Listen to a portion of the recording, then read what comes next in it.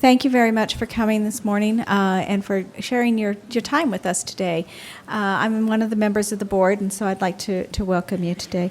Our next speaker is Clay Olsen, who's the executive director of Fight the New Drug.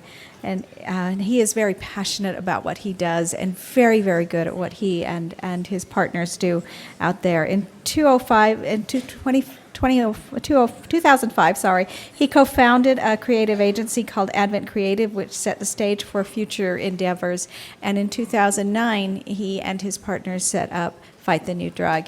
They were a group of what those of us on the board termed as young kids walked in and said they had this new product that they'd like to show us and tell us about, and a lot of us just nodded our heads and said, okay, whatever you're talking about, it sounds interesting, but we had no clue, and then invited them to become members of the board. And as they came more and more to our meetings, and we got to know more and more about what they were doing, we also became very excited and very impressed, because what they are doing is challenging and it's very wonderful. And I think it takes a special gift to speak to youth, and they have that gift. They have been featured on ABC Nightline, on Dr. Drew, on NPR, and other national radio and television spots. So please welcome Clay Olsen. Thank you.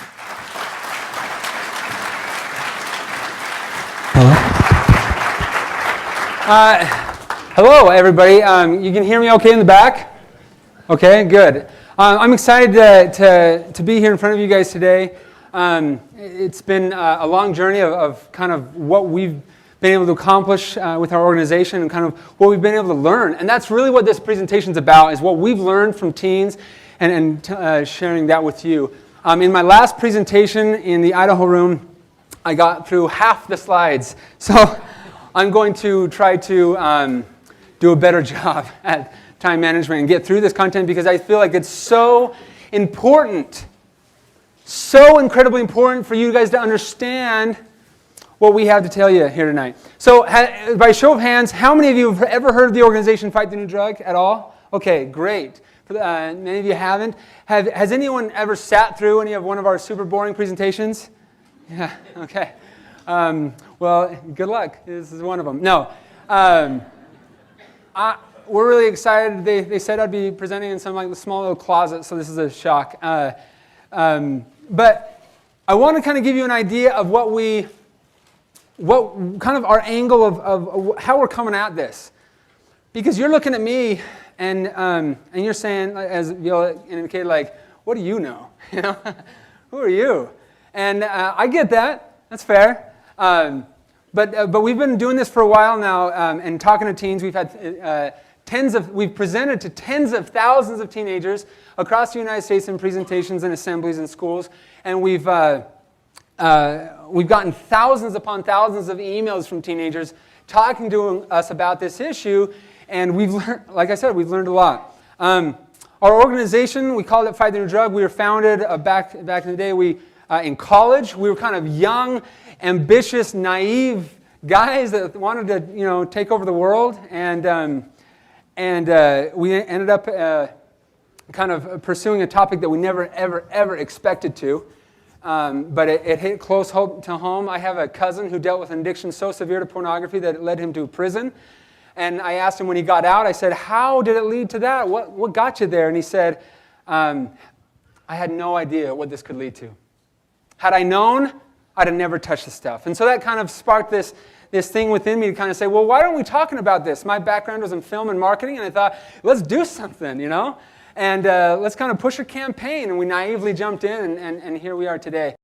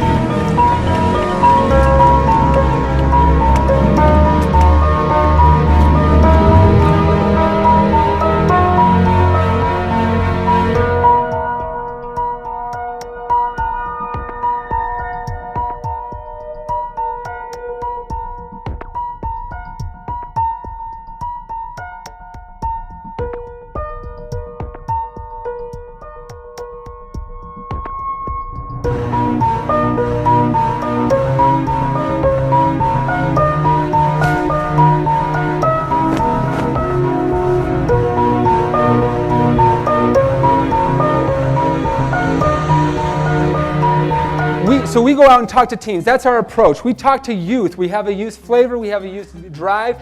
And the reason why we approach teens is because we know that's where it starts. Like I said, we've had thousands upon thousands of emails come in our way, and from adults and teens. And every single adult that's contacted us and told us their story of how it got started talked about how it started when they were teenagers or younger. We've received emails from 7-year-olds, 8-year-olds, and on up. And I said this in my previous class, they're not writing us and saying, hey, awesome job.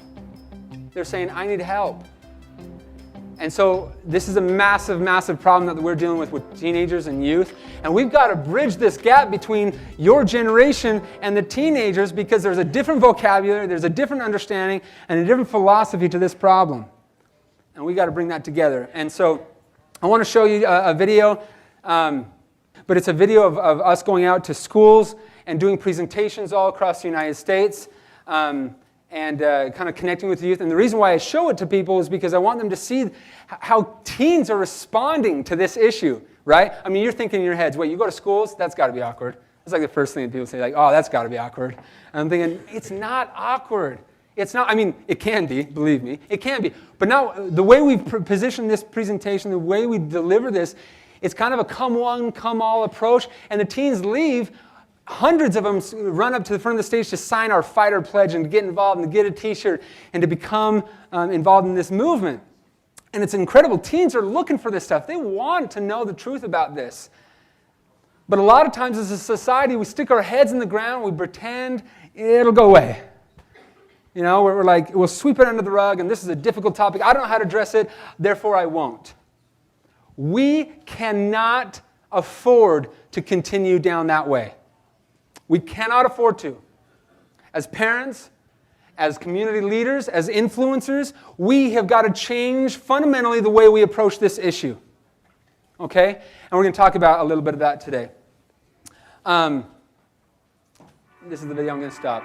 What I want to do, so again, check that out on our website when you can. What I want to do is talk to you about, we tried to think of the longest name possible for this presentation, and I think we did a good job. We were brainstorming for weeks. Anyway, here we go. What teens wish their parents knew when addressing the issue of pornography. What they wish you knew. Because we talk to them. Through the emails and through the times that we go out and engage with them face to face, we see it. And we hear them. And there's a disconnect. And some of the material that we're going to present to you, we're going to present 5 I wish they knews. Okay? And some of these things are going to be kind of like, yeah, I understand that, I get it, but I still want to talk about it because to so many people, this is not common sense or common knowledge. The first they wish you knew. The first they wish you knew is, again, we talk about this all the time nowadays, but we didn't in the past. They wish you knew that porn can lead to an actual addiction. I underline actual because we're talking about an actual addiction. Here's some emails from some teenagers that we've received. Please help me. I have been suffering from watching porn since I was 11. I am now 15. Please, how do I stop this? I cannot tell my parents. Isabel, 15. Notice a girl. And we receive hundreds of emails from girls that are dealing with this. Here's another one. I am addicted. I know I need to stop. I want to stop, but I get upset and sad, and my brain says, look at porn, which I know is a horrible solution. I know. Jared, 15. Another one, this addiction has been horrible. I'm becoming numb to all the simple pleasures that I used to enjoy. I'm becoming depressed because my own weakness, and every time I fall harder. Eric, 18. My life now would have been much different if my father had understood that porn was a true addiction and that just stop wasn't an option. That's an important one. We used to approach this issue as like, just stop, you pervert. Quit it. Just stop. We now are doing much better and not looking at it that way. This is an actual addiction. If someone came up to you with an alcoholic addiction, or was an alcoholic or an alcohol addiction, you would approach them far differently than as a society we approach pornography addiction. We need to not judge and shame them, but we'll talk about that. We need to understand that there's some things that we need to do as a society and as a family to help them overcome that. Last one from a teen. I've been struggling with pornography for 3 years. I thought of suicide as a result of this. Leo, 13. He's been struggling for 3 years, and he's 13. I'm talking about, guys, this is young. And a lot of you have young kids, some of them 10, 11, 12, and you've never brought up this subject thinking, well, they're not old enough yet. What you'll learn here today is that if you don't talk to them, the pornography industry will, and you're not going to like what they say. They're getting exposed younger and younger, and if they don't understand what it is, we heard one parent say when she was growing up, if it wasn't said, it wasn't wrong. And a lot of teens subscribe to that mentality. If it wasn't said, it wasn't wrong. And so if they don't know, they're going to have a different interpretation. Now, we don't always know this. We didn't always know this. We've come a long way in our society, guys. I want to show you an ad from back in the 1800s, late 1800s, of how we've kind of got it wrong in the past. We've learned a lot in our human society. This is an ad for cocaine toothache drops for children, by the way. This is geared for children. Can you imagine today going into a doctor's office and saying, oh man, I got this toothache, it's killing me. And the doctor's saying, I got just the thing. He pulls out some cocaine, he's like, you got to try this, it's going to make you feel great. It's going to make you forget you have teeth, right? Can you see that today? No way. No way. Why not?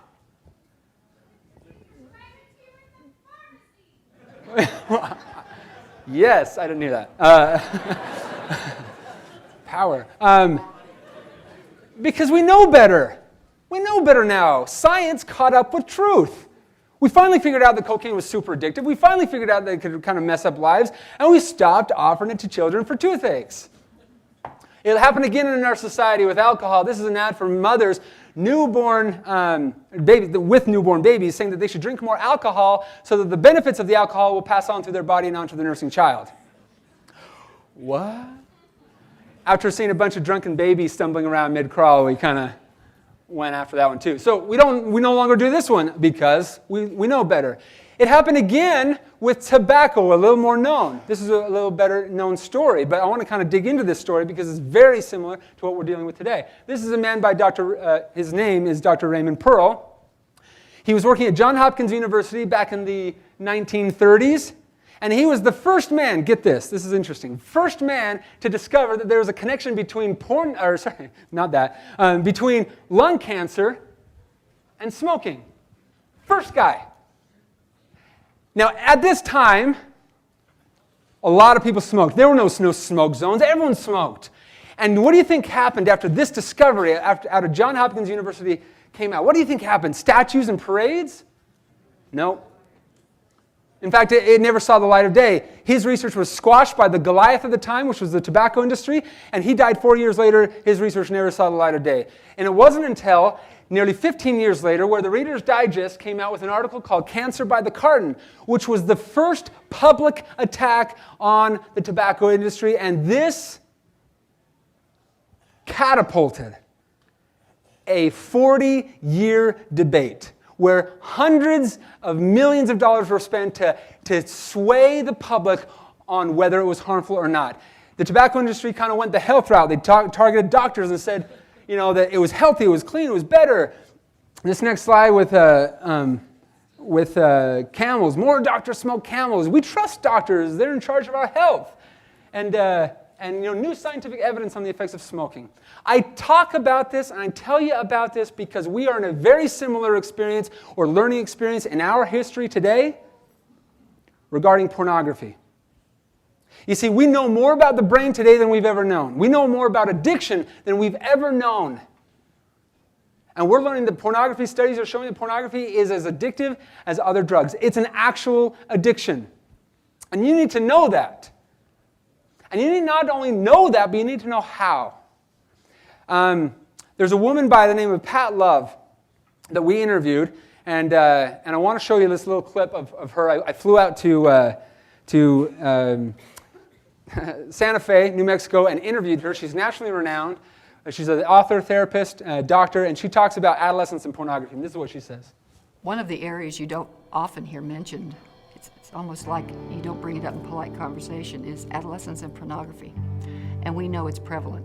We know that young children are seeing pornography. It's frightening at how young our children are seeing pornography. What is especially frightening about this experience in the emerging brain in a brain that's still formulating and organizing is that it changes your sexual set point. It changes your sexual expectations. It changes the stimulation point.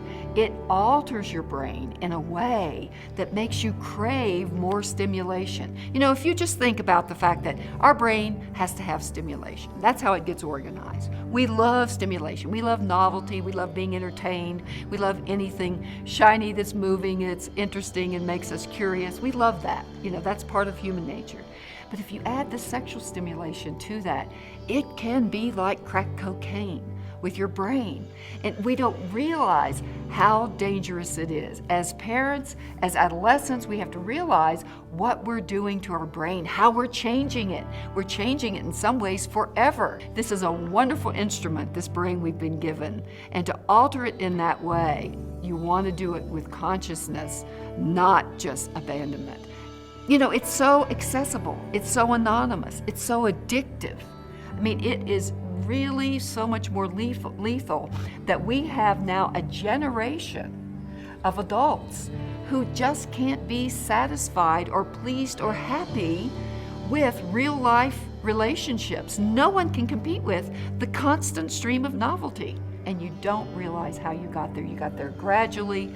Sometimes it started innocently with a normal curiosity, but that can be, again, like crack cocaine, changing your brain forever. Now let's talk about this changing your brain idea, actually changing your brain. I need you to understand this because when you leave this room and you go engage with adolescents and teenagers and even yourselves, I don't want you just to know that it can be addictive. I want you to know how it can be addictive. Because when you talk to your teenagers, they're going to ask that kind of question. They want to know, and you've got to have those answers. So it starts right here in the brain. We've all got one of these things, and it's the powerhouse of our body. And inside this brain, we have what we call the reward pathway. Okay? You can forget everything underneath that. Just remember the reward pathway. When you do something that you enjoy, Jack, what do you enjoy? Sports. What do you enjoy? Sex. What do you enjoy? Good answer. What's that? You? Yeah, what do you enjoy? What's that? Reading. Okay, when you guys engage in those activities, pleasure chemicals are released into this reward pathway, like dopamine. Okay? And it's natural, and it's fine, and it's good, right? And you feel good, and it makes you want to repeat that behavior. Here's the trick. Those same chemicals are released into this reward pathway when you're doing not so cool stuff, like doing drugs or viewing pornography, except there's a difference. Number one,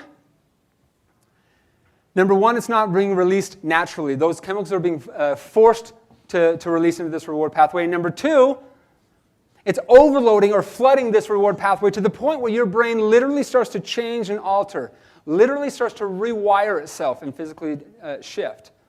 Now, that's important because your brain starts to build up a dependency and a tolerance to that to the point where the things that you used to enjoy that brought you a lot of satisfaction, like sports, sex, and what? Books, they start to not have the same impact, not the same effect. They don't release enough. And so you start choosing your addiction over the things you used to love to do because you need to feel normal. You need to have that. Your freedom has been gone. And so you need more of it more often and a more hardcore version in order to just feel normal. And over time, the frontal lobes of your brain can actually decrease in size. Have you guys ever heard that? Can actually shrink? It's like a muscle that doesn't get used, atrophy sets in and it actually decreases in size. We wanted to show you what it looks like to have a brain scan of an individual that suffered from several addictions, and I'm talking addictions in general right now, several addictions, and this is what he looked like. You can kind of see, it's kind of small in the back, you'll have to squint, but if you look right in the front area, right there, I mean, can you see that? Addiction messes you up. Okay, for real though, where are the frontal lobes of your brain? Where are they? Right in the front part of your brain. This is where addiction hurts you the most. And guess where it's located? Right in the front of your brain. This is the part of your brain where you make decisions. This is like, they call it, right here, they call it the decision-making area of the brain, where you weigh out pros and cons and think through situations and scenarios. So it's no wonder. It's no wonder that addicts have a hard time stopping their behaviors. It's no wonder that they keep going back to something even though they know it's harmful because their brain has been adjusted, affected, rewired. The part of their brain that's supposed to help them has been affected. So you can kind of start to see why this is so important, because if we can understand the brain science, if you parents can understand the brain science and understand what's really going on, you're not going to treat your child the same way as just stop. You're going to say, okay, if it's gone from a habit to compulsion to actual addiction, we need help. Okay? And a lot of teens look at us and say, wait, are you kidding me? I don't smoke it. I don't drink it. I don't sniff it. I don't inhale it. I don't, whatever else you do with drugs. I don't know. I don't do any of those things. How is pornography like a drug? Well, you can then say, let me show you. You see, it goes in through the eyes and it triggers a release of chemicals. Chemicals like dopamine, serotonin, oxytocin, epinephrine. These chemicals flood the reward pathway of your brain to the point where your brain literally starts to rewire itself and change to the point where you build up a dependency and a tolerance to that so that your behavior starts to get impacted and you start to change the way your outlook on life. And you start choosing your addiction over the things you used to love to do because those things no longer cut it.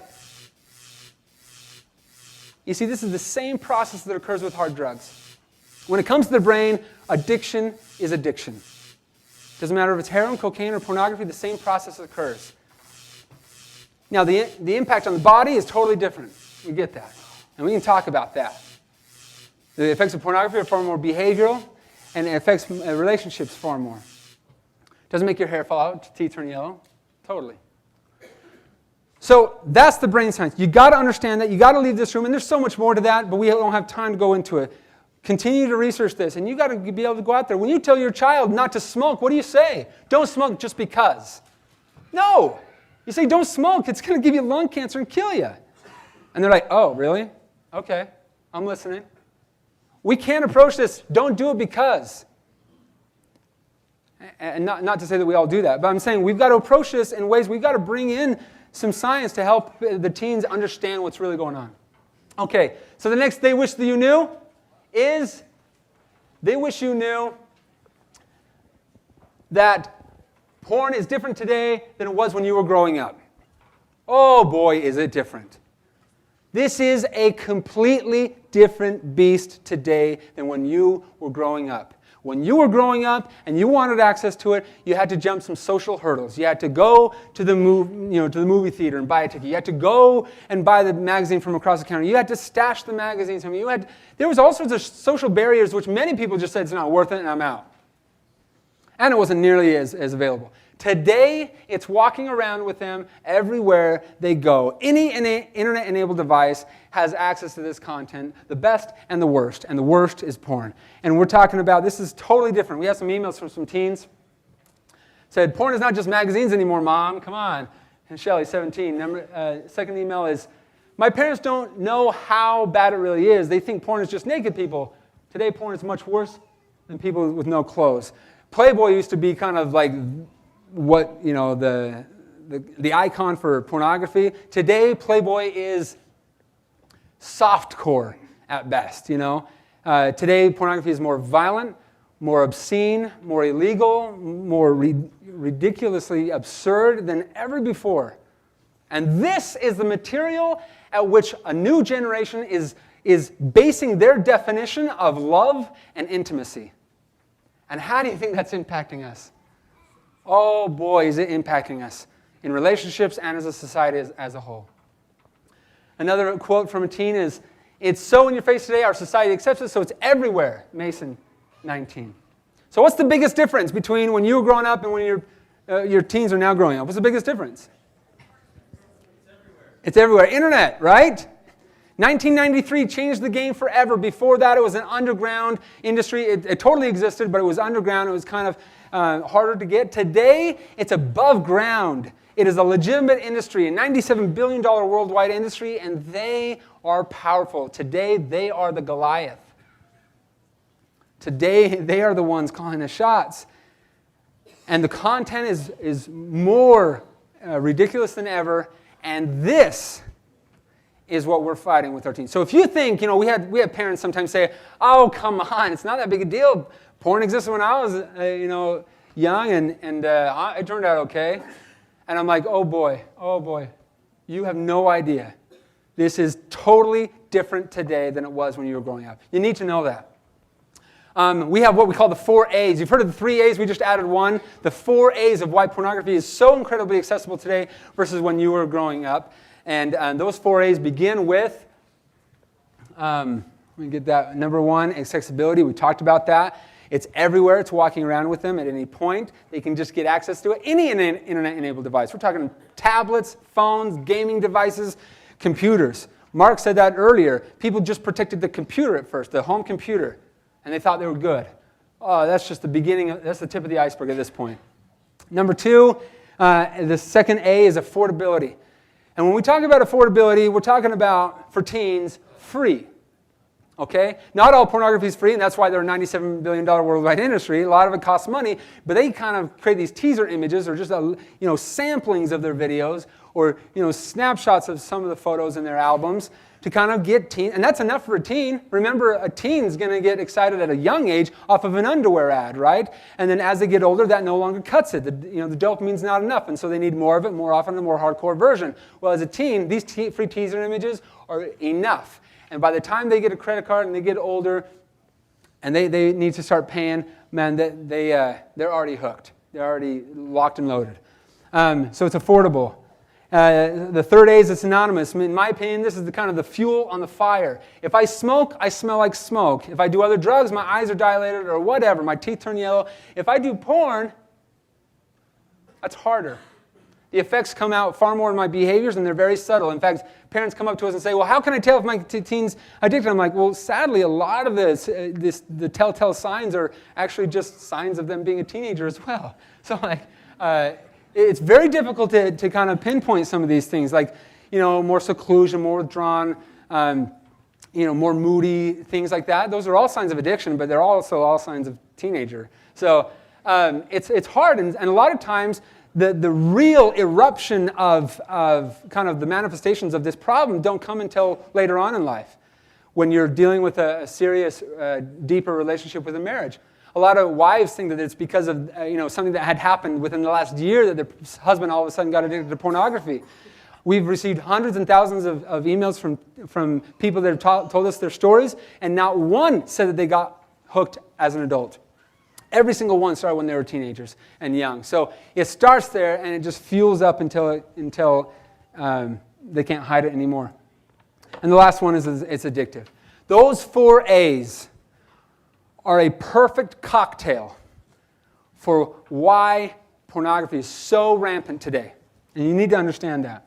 Quickly, Viola, how much time do I have? 16 minutes.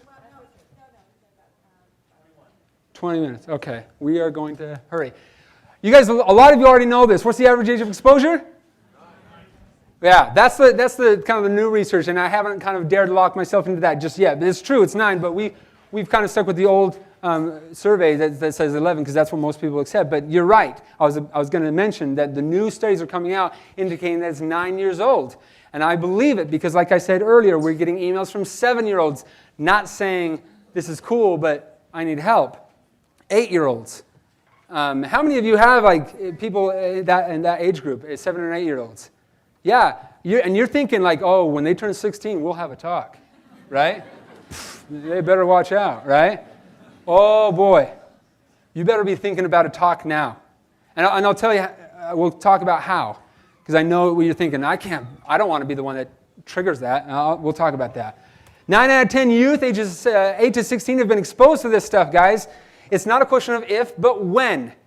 When will they be exposed? And if the industry gets to them first, you're a second one in, and they're going to question everything you say. If you don't educate them, the industry will. Okay? A couple other statistics. Exposure to pornography. Where is it happening? In the home. Nearly 80% of unwanted exposure to pornography occurs in the home. This is our domain. This is what we're in charge of, and that's what's happening. We got to change that.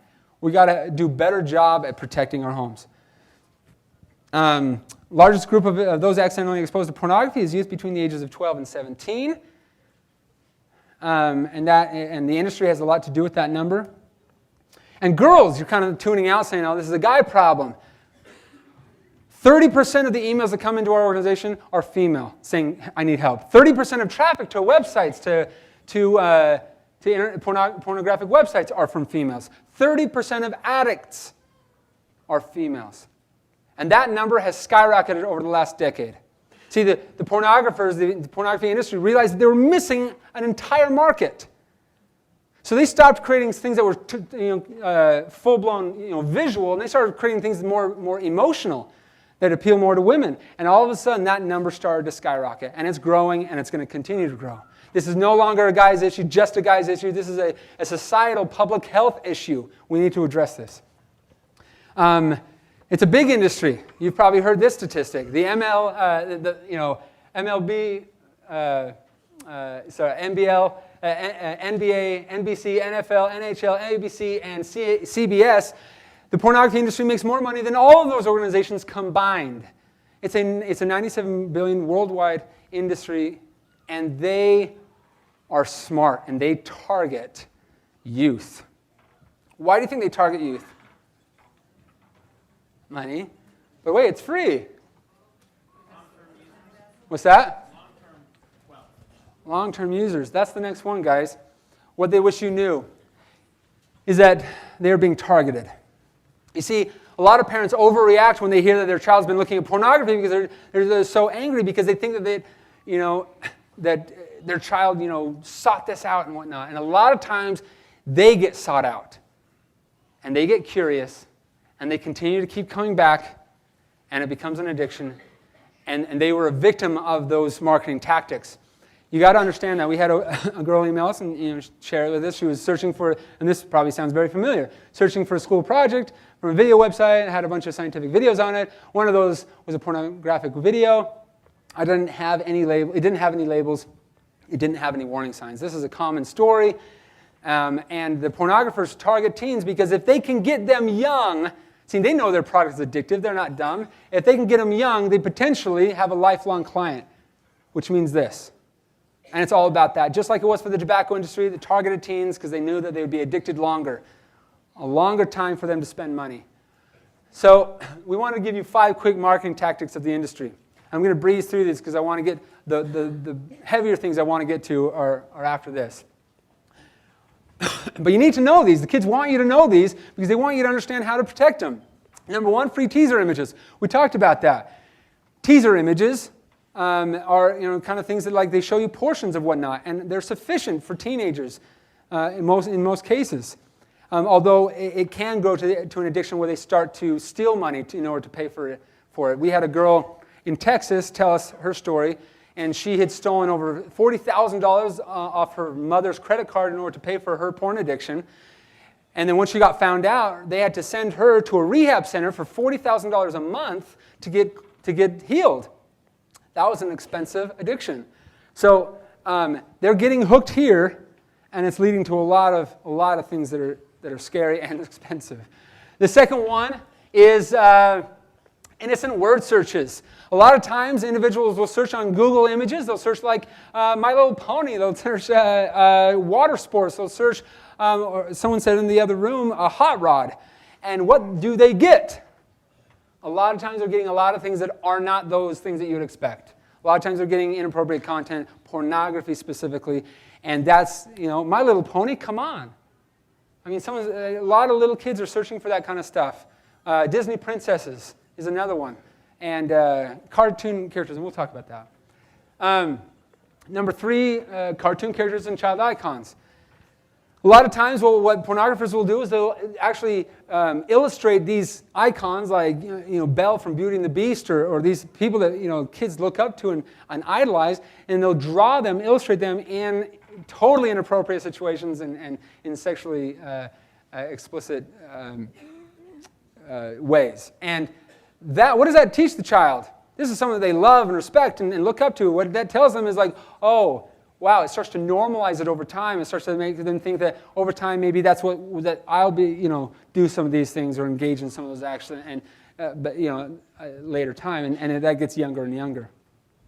Number 4, I'll go to here. Number 4 is pop-up ads and banner ads. Kids love flashy things. They love things that are kind of interesting, and a lot of times on the side it's just barely inappropriate, and they click on that ad and it takes them to something that they didn't love. Oh, and the last one is the flash games. Kids love games, and they'll a lot of times these games will kind of start off innocently, and all of a sudden advertisements for full-blown pornographic websites will pop up on the screen at the bottom or on the side, and even times we've seen, or we've heard that where games will actually start to introduce sexually inappropriate material in deeper levels. These are just some of the ways that the pornography is pinpointing teens and young children, and so that they can get that addiction at a young age. The next, they wish they knew, they wish you knew, is they wish you knew that you need to talk to them. You need to talk to them. I know it's uncomfortable. You think, oh, this is going to be so awkward. We had a parent in one of our presentations in D.C. say, well, how do I do this? It's going to be so awkward. Another parent piped up and said, it's not awkward for me. And everyone turned to her and was like, well, what do you do? How is this not awkward? And she said, well, first of all, we've been talking about this for a long time. I don't remember the first conversation we had. And everyone was like, oh, you see, the days of the birds and the bees talk are over. Just one time are over. Here's an email from a teen. I don't remember my parents talking to me about it until it had become a problem. I was 11 or 12 or 10 or 11. I wish I had understood the issue sooner. I wish they knew how to address it and speak about it openly and without feeling shy or disgusted. Olivia, 17. My parents never addressed porn until after it was too late. That's a theme that you will see. They didn't address it until it was too late. And they just said that I wasn't allowed to go onto those sites. I was addicted to porn before I turned 11. Every chance I got, I'd watch it. Parents need to say more than you can't watch it, that they need to explain why and how it affects you. Kevin, 19. We hear this all the time, not my kid.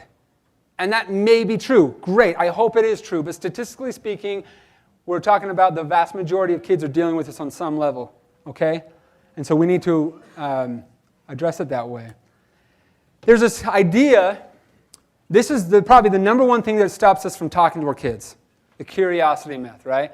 The idea that if I talk to them, I'm going to introduce it to them, and then they're going to go, on a rampage and go look at this stuff. I don't want to break that innocence. I get it. I totally get it. And if dealt with inappropriately, if you say, hey, son, don't look at these types of things. Yeah, you're going to have some major problems. Don't do that. When we do our presentations, I can't tell you how many principals and parents say, so when you come and talk to our kids, are you going to show porn? I'm like, are you kidding me?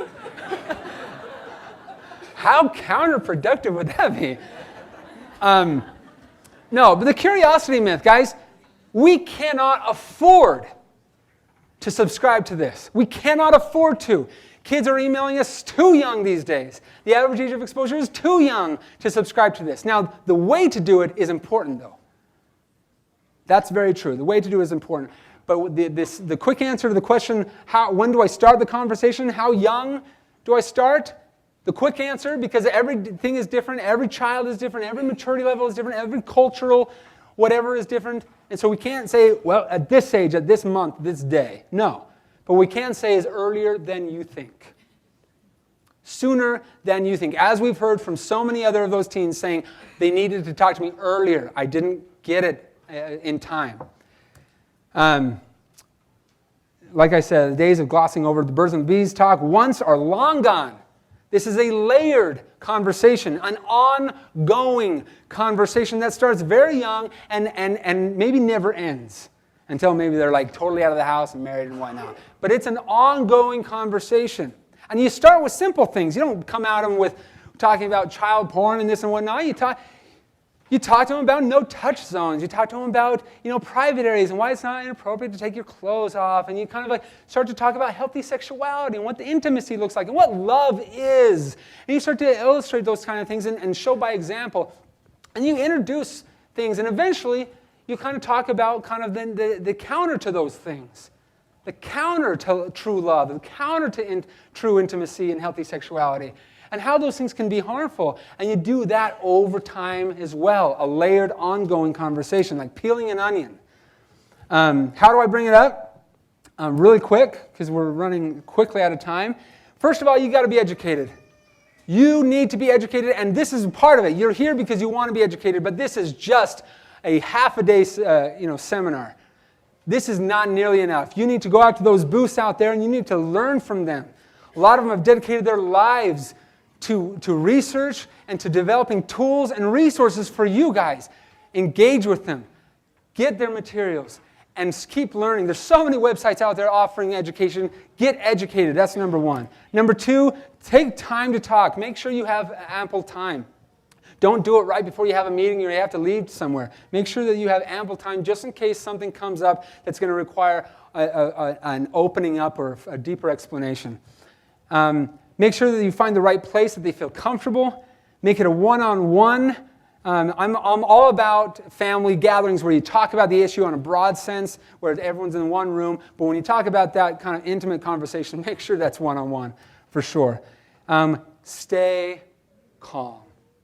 Stay calm. The first knee-jerk reaction is, what did you do? If it comes up where they have an issue or they've been looking at it, that's your knee-jerk. They're your flesh and blood, and they're doing something that you think is totally not okay. That's your knee-jerk reaction. Stay calm. The worst thing you can do, we've had so many emails coming to us from people saying, like, I'll never talk to my parents again. I did that once. Worst experience of my life. Don't let that be your child saying that. Don't judge. You are not perfect either. You are an adolescent too. Remember that this is a different beast than when you were growing up, and stay calm, don't judge, love, and listen. Okay? What do I say? I don't have time to go into a lot of this. There's a lot of resources out at our booth. In fact, there's what we created this, the parent guideline. The guideline, and you can go pick this up at our booth, and it outlines a lot of things that I'm talking about in greater detail about how to approach this. But I'll just go over a couple. Number one, ask questions. Listen, ask questions.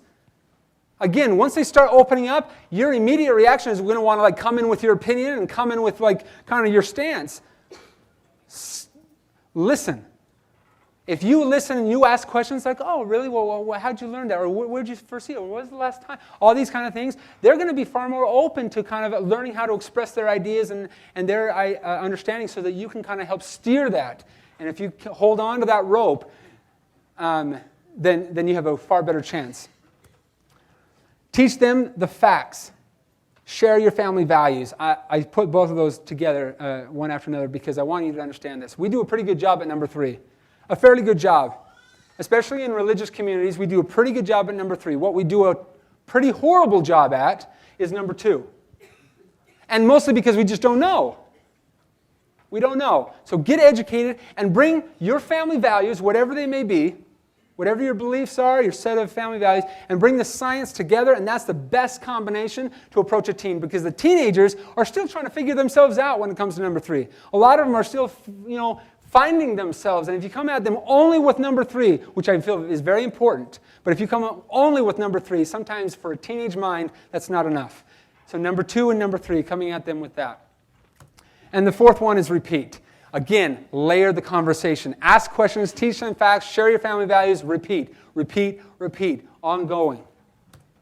Am I out of time? Got a couple minutes? 5 more minutes. Okay, we are at our last. I didn't even get this far in my last one, so I'm glad. They wish you knew. The last one. This is, they wish you knew that you are part of the solution. Can you understand why I was so upset that I didn't get to this one? Because it's so important. You are part of the solution, a major part of the solution to this issue. Now, here's a couple emails that we've gotten. I wish they would have gotten me counseling and support and other help while it was still new. I wish that it would have been something we could have talked about before I hit bottom. Another one. That was the only one I was going to share. So, guys, you're part of the solution, a big part of the solution. And you've got to understand that. You've got to be aware of that. And I've got some ideas up here for you to do that. We kind of got this wheel, the porn prevention wheel. Be prepared, pay attention, help protect, set a standard, be an example. I want to talk about each one of those real quick. Be prepared. I already talked about that a little bit. That's part of the education. Be prepared not only intellectually with the education and the knowledge how to approach this, but be prepared also emotionally. You may hear things that you do not want to hear. You may hear things that are very difficult to hear. But let's go back to some of the other points I made. Stay calm and don't judge. Be prepared. Mentally prepare yourself for that kind of a conversation if it comes to that. Another one is pay attention. So many parents are just completely oblivious and they're not paying attention to some of the behaviors that their teens are having or are engaging with, but also some of the devices that they own and that they have access to. Pay attention to your teen. Pay attention to what their needs are and what some of their beliefs are. Set a standard. This is an important one.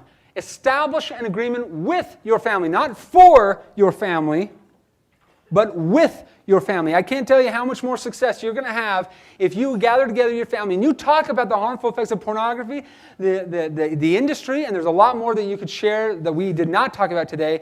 And if you do that, your teens, if they're not already deep into this, they're going to kind of say, yeah, what can we do? We want to tap into the youth rebellion. That's what our organization tries to do. Tap into youth rebellion, but rather than rebelling against society and authority, have them rebel against the drug.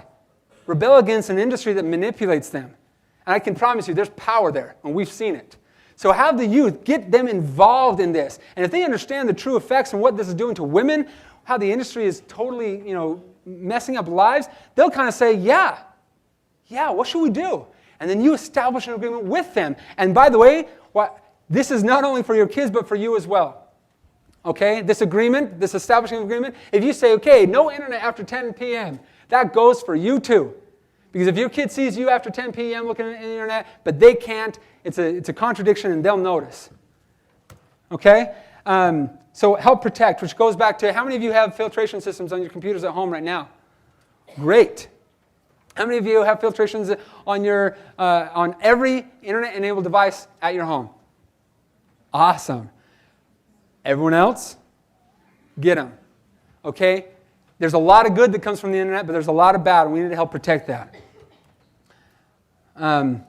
Filter every internet-enabled device and supervise those devices. A lot of parents are kind of, not any of you, of course, you're all very technologically advanced, but a lot of parents kind of don't understand technology all that much, and so that when it comes to an internet filtration system, they load it up and they say, good, we're protected. You've got to supervise those devices. There's a lot of things that you need to continually modify and adjust to match the behaviors of your children. Be an example. We talked about this. Make sure that you are an example of, and I'm not just talking about of following the rules. This is an important one, and I'm wrapping up now.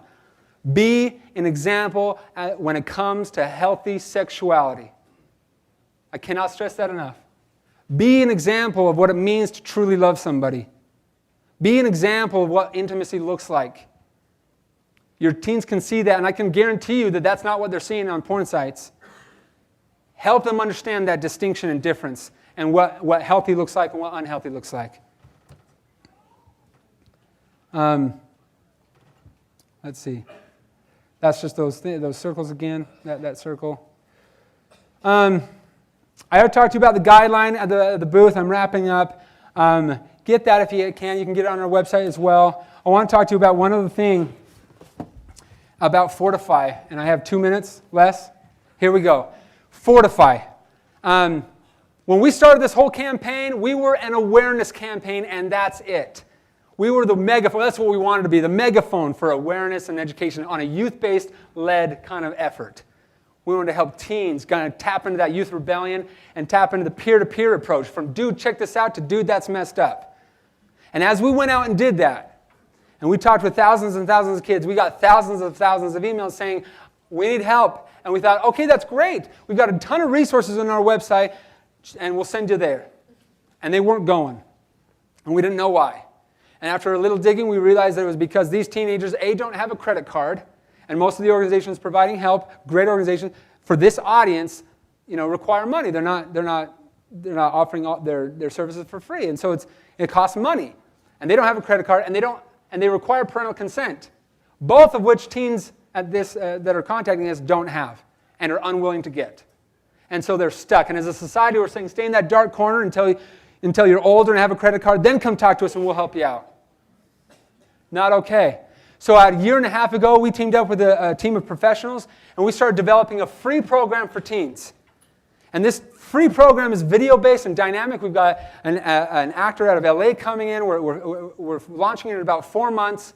We've already got 4,000 pre-registered teens for this program, and we have now advertised this.